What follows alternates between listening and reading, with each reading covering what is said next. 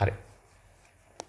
එහෙනම් ඔයගොල්ලොන්ට පැහැදිලිද ඉහළටම ගියපු ඉලෙක්ට්‍රෝනයක් අනන්ත වෙනි ශක්ති මට්ටමේ ඉඳන් පළවෙනි ශක්ති මට්ටමට වැටෙද්දි තමයි වැඩිම ශක්තියක් නිදහස් වෙලා තියෙන්නේ. වැඩිම ශක්තියක් නිදහස් වෙලා තියෙන්නේ මෙන්න මේ අවස්ථාවේදී. ඒ අවස්ථාව අපි සලකනවා ලයිමාන් ශ්‍රේණිය. මේ ශ්‍රේණියට කියන්නේ 1 සහ අනන්ත වෙනි ශක්ති මට්ටම අතර නැත්තම් ඉහළට ගියපු ඉලෙක්ට්‍රෝනයක් නැවත පළවෙනි ශක්ති මට්ටමට වැටීමේදී පිට කරන විකිරණ අයත් වෙන්නේ අපේ පාරජම්බූල කලාපයට. මේ ඉලෙක්ට්‍රෝන සංක්‍රමණයට විශේෂ නමක් දෙනවා ලයිමාන් කියලා. එහෙනම් ලයිමාන් ශ්‍රේණියේ විකිරණ ඇති වෙන්නේ ඉහළට ගියපු ඕනම ඉලෙක්ට්‍රෝනයක් පළවෙනි ශක්ති මට්ටමට වැටීමේදී. එතකොට මෙතන තමයි උපරිම ශක්තියක් යන්නේ. E maximum කියලා අපිට කියන්න පුළුවන් මෙතන. වැඩිම ශක්තිය නිදහස් වෙන්නේ මේ අවස්ථාවේදී. අපි තව ශ්‍රේණියක් ගමු. මොකක්ද? මෙන්න මෙහෙම ශ්‍රේණියක්. ඉහළට ගියපු ඉලෙක්ට්‍රෝනයක් අනන්ත වෙනි ශක්ති මට්ටම වෙන්නත් පුළුවන්. නැවත දෙවෙනි ශක්ති මට්ටමට වැටෙන්න පුළුවන් මෙන්න මේ විදියට. මෙන්න මේ වැටීම නිසා ඇති වෙනවා ශක්ති වෙනසක්.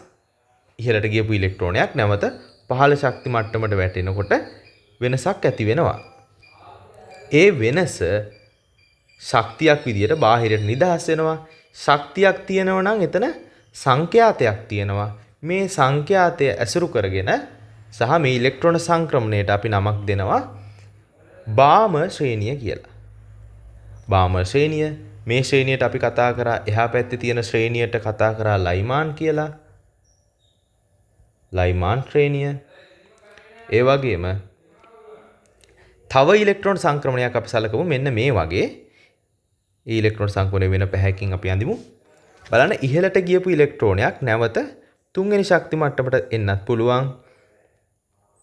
එහෙනම් ඒ ක්‍රියාවලියත් අපිට ඇඳලා පෙන්වන්න පුළුවන් මෙන්න මේ වගේ. ඉහළට ගියපු එකක් නැවත පහළ ශක්ති මට්ටමකට පැමිණීම තමයි මෙතනදී නිරූපණය කරලා පෙන්වන්න ඕන.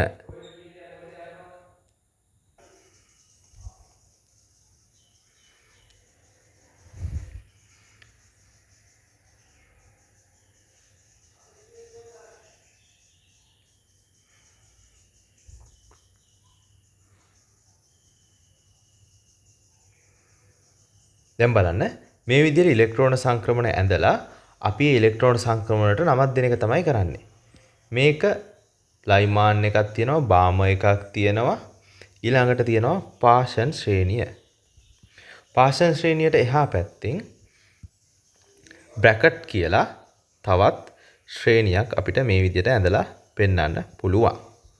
මේ ඉලෙක්ට්‍රෝන සංක්‍රමණ වලට අපි ශ්‍රේණි වලට ශ්‍රේණි විදියට නම් කිරීමකුත් කරනවා. ඒ වගේම මෙම රේඛාවලට අංකයක් දීලා ඒ රේඛාත් අංකණය කිරීමක් කරනවා. බලමු අපි අංකණය කරන්නේ කොහොමද කියලා. ඕනෑම ශ්‍රේණියක පළමු රේඛාව අපි සලකනවා ඇල්ෆා කියලා. ඒතර බාම ශ්‍රේණිය නම් කරොත් පළවෙනි H ඇල්ෆා, ඊළඟ රේඛාව H බීටා, ඊළඟ එක H ගැමා, ඊළඟට H ඩෙල්ටා විදියට රේඛා ටික නම් කරනවා. ඒ නම් කිරීමෙන් පස්සේ මෙන්න මේ ඉලෙක්ට්‍රෝන සංක්‍රමණයේ නිදහස් වෙනවනේ ශක්තියක්. ඔය ශක්තිය ගැන සැලකීමක් වුණාට පස්සේ මේ සංඛ්‍යාත පරාසය අයිති වෙනවා අපේ විද්‍යුත් චුම්බක වර්ණාවලියේ දෘශ්‍ය පරාසයට. දෘශ්‍ය පරාසයට මේ රේඛාවලින් ලැබෙන වර්ණයන් ටික මම මෙතන දක්වන්නම් මෙහෙම.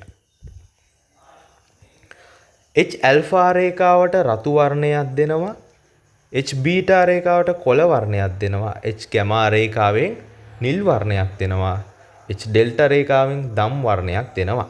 මේ විදිහට බාම ශ්‍රේණිය අයිති වෙනවා අපේ දෘශ්‍ය කලාපයට. ලයිමාන් ශ්‍රේණිය අයිති වෙනවා පාරජම්බූල කලාපයට.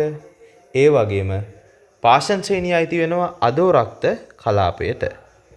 මෙවැනි ශ්‍රේණි කිහිපයක් අපිට නිර්මාණය කරගන්න පුළුවන්. තවත් රේඛා විශේෂයක් තියෙනවා මෙන්න මෙතන. මම ඒකත් ඇඳලා පෙන්නන්නම්. ඒක ෆන් කියලා අපි හඳුන්වනවා. දැන් එතකොට එකට වැටුණා, දෙකට වැටුණා, තුනට වැටුණා, හතරට වැටුණා. මෙන්න එහෙනම් පහට වැටෙන රේඛාවක් අපිට මෙහෙම ඇඳලා ගන්න පුළුවන්. ඒකට කියනවා ෆන් කියලා ෆන් ශ්‍රේණිය. ඊට පස්සේ ඊට කලින් තිබුණා බ්‍රැකට් කියලා ශ්‍රේණියක්. මේ බ්‍රැකට් කියන ශ්‍රේණිය. හරි. පැහැදිලිනේ මේ ඉලෙක්ට්‍රෝන සංක්‍රමණය? හරි. මේ ඉලෙක්ට්‍රෝන සංක්‍රමණය අපි ගන්නවා රේඛා සටහනකට. ඉලෙක්ට්‍රෝන සංක්‍රමණයේ නිදහස් වෙන ශක්තිය ඇසුරු කරගෙන සංඛ්‍යාතය ආරෝහණ පිළිවෙලට සැකස් කරපු ශ්‍රේණියක් අපි හයිඩ්‍රජන්ගේ විමෝචන වර්ණාවලිය කියලා හඳුන්වනවා රේඛා සටහන.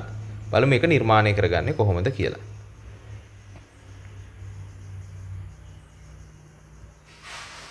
සංඛ්‍යාතයේ වැඩි වෙන දිශාවට අපි මෙන්න මේ පැත්තට දානවා සංඛ්‍යාතයේ වැඩි වෙන පැත්ත නිව් කියලා. ඊට ප්‍රතිවිරුද්ධව තරංග ආයාමය වැඩි වෙනවා. සංඛ්‍යාතයේ වැඩිම රේඛාව කියන්නේ වැඩිම ශක්තියක් නිදහස් කරන අවස්ථාව. ඒ රේඛාව මං පෙන්නනවා මෙන්න මේ වගේ ඉරකින් තනි රේඛාවකින්. ඔය රේඛාවෙන් තමයි නිරූපණය කරන්නේ මෙන්න මේ ඩෙල්ටා E කියන ශක්තිය. ඔතනින් එහාට වැඩිම ශක්තියක් නිදහස් කරන රේඛා පමණක් නිසා පිහිටන්නේ රේඛා පමණක් නිසා අපි මෙන්න මේ කොටස් ටික ළඟින් ලියලා පෙන්නනවා. ඒ කියන්නේ 8 ඉඳන් 1ට 9 ඉඳන් 1ට ඔහොම ගිහලා අනන්තය වෙන එක දක්වා මේ විදිහට රේඛා කිහිපයක් වැටෙන එක මෙම ඇඳලා පෙන්වන්න පුළුවන්.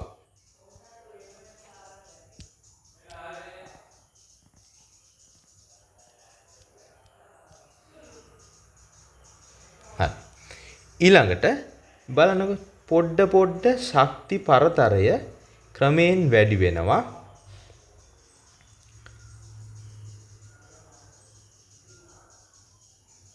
හරි. දැන් අපි සලකමු මෙන්න මේ රේඛාව තමයි ලයිමාන්ගේ ඇල්ෆා රේඛාව. ඒ කියන්නේ මෙන්න මේ රේඛාව. ඕකේ තමයි ශක්තිය වැඩිම. නෙමෙයි ශක්ති වෙනස අඩුමනේ. ශක්ති වෙනස අඩුම තීව්‍රතාවයේ වැඩිම රේඛාව. අපිට ඕන නම් මේක තීව්‍රතාවය වැඩිව පෙන්වන්න පුළුවන්. ඒ වගේම ශක්තිය ওই විදිහට විචලනය වෙනවා. ඊළඟ ශ්‍රේණිය අඳිනකොට ලොකු ශක්ති පරතරයක් තියෙනවා. ඒ හින්දා අපි පොඩි කඩේරක් ගහලා ඒක ලකුණු කළා කරන්නේ අවසාන රේඛාව ඇරෙන්න ඉතුරු රේඛා ටික මෙතන ලකුණු කරලා පෙන්නනවා. එකක් දෙකක් තුනක් හතරක් පහක් විදියට රේඛා ටික ලකුණු කරනවා. නැවතත් කඩේරක් ගහලා ඇඳලා පෙන්නලා අපි ලකුණු කරනවා. මෙහෙම රේඛාවක් පළවෙනි රේඛාව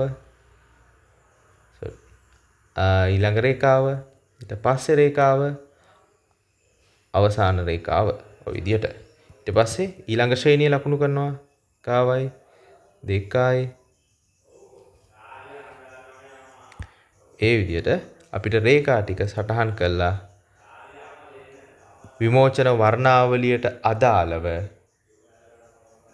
වර්ණාවලි රේඛා සටහන මේ වගේ ඇඳලා පෙන්වන්න පුළුවන්. එහෙනම් මේ ශ්‍රේණියට අපි කියනවා ලයිමාන් කියලා, මේකට කියනවා බාමර් කියලා, මේකට කියනවා පාෂන් කියලා. මේ රේඛා ශ්‍රේණියේ විශේෂත්වය තමයි පොඩ්ඩක් බැලුවොත් සංඛ්‍යාතයේ වැඩි වෙන දිශාවට ශ්‍රේණිය අතර පරතරය වැඩි වෙනවා. ශ්‍රේණිය අතර පරතරය වැඩි වෙනවා. ඒ වගේම රේඛා අතර පරතරය අඩු වෙනවා. ඕක විභාග ප්‍රශ්න. අඩු වෙනවා. හරි. මේක තමයි හයිඩ්‍රජන් විමෝචන වර්ණාවලිය කියලා අපි ඉගෙන ගන්නෙ. රේඛා වර්ණාවලිය. මේක පාස් පේපර්ස් ඇති අපි ඒවත් සාකච්ඡා කරමු ඉදිරි දවසකදී. මේ ටික තමයි මේ පාඩමට අදාළ කොටස වෙන්නේ.